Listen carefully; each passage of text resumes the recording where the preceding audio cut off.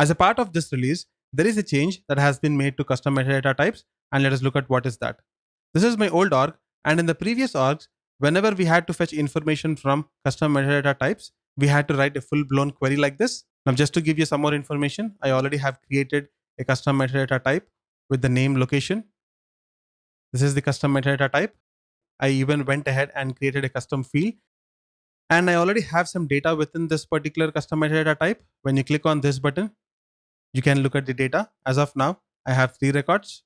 And if I have to fetch this information from the location custom metadata type, in that case, I'll have to write a full-blown query like this and store that into list. I'm trying to loop over through all the entries of this list. And here I'm trying to fetch the ID and its associated date of opening field. Let me click on execute. It is going to execute the query and it is going to fetch list of all the records from the custom metadata type. It is going to loop over through each and every record. Finally, it is going to show us the ID and its associated date of opening. Let me click on debug only. There you go. These are the IDs and these are the associated date of opening field values. Now, this is how we had to write a full-blown query whenever we had to fetch information from custom metadata type. And starting Spring 21, we don't have to do this whole song and dance. Let me go back to my pre-release org. This is my pre-release org. If you notice it, I've already created a custom metadata type and the name is going to be template stage. Let me click on this. As of now, I have created 3 custom fields. And when I click on this button here, you'll notice that there are 2 entries.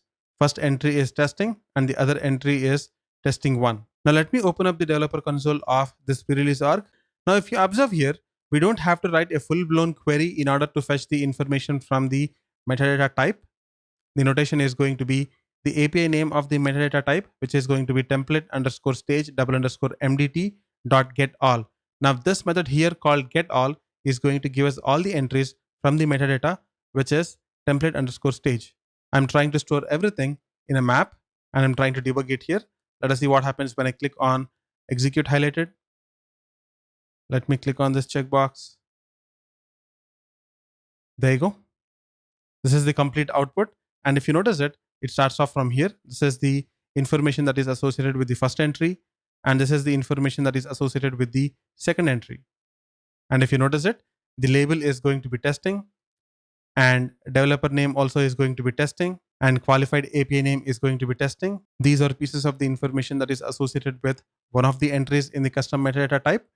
And as far as the second entry is concerned, label is going to be testing 1, qualified API name is going to be testing underscore 1, developer name is going to be testing underscore 1, and grant order are parts of custom fields. So this is how we can fetch list of all the entries of custom metadata type without writing a full-blown query and by making use of the method, which is going to be API name of the metadata type dot get all.